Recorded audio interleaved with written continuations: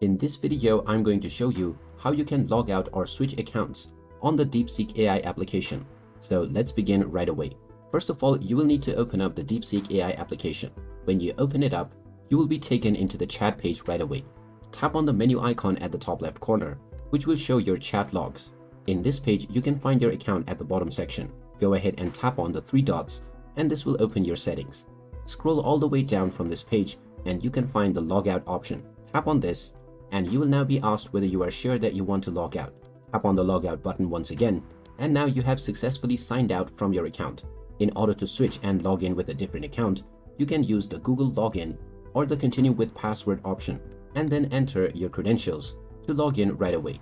So there you have it. That is how easy it is to log out from your account or switch it on Deepseek AI. If you find this video helpful, make sure to hit that like button and subscribe to our channel for more helpful tips and tutorials. Thanks for watching, and I will see you again in the next one.